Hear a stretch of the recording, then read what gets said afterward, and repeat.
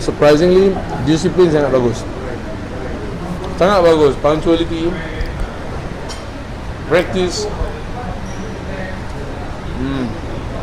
band practice, individual practice, cari lagu, idea. Saya macam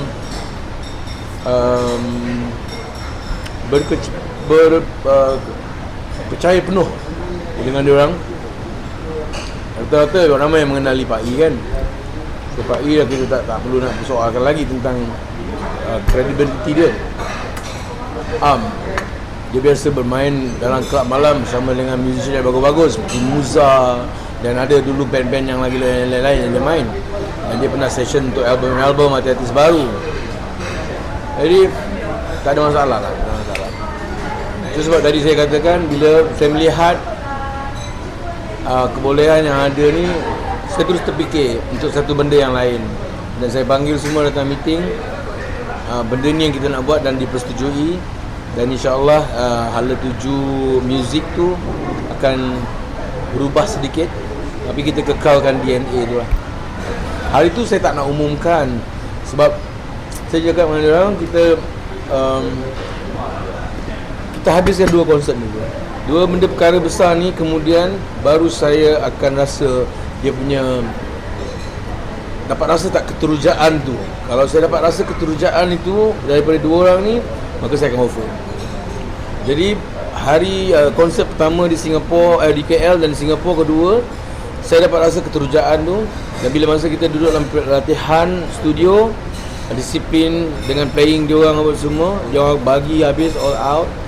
Dan saya rasa okey. 3 hari lepas ke 2 hari lepas baru saya offer. Baru dia offer.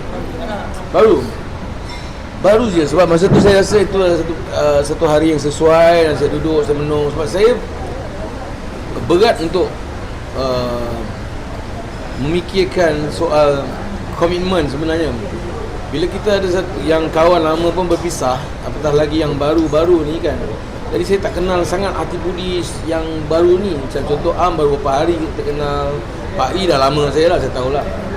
Jadi nak komitkan dia orang dalam satu badan ni, satu benda yang merunsingkan juga, orang cakap menakutkan balik dalam kepala saya lah.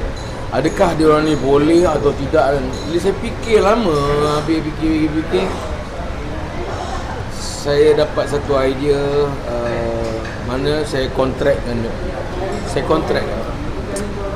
dia orang dengan perjanjian sekian.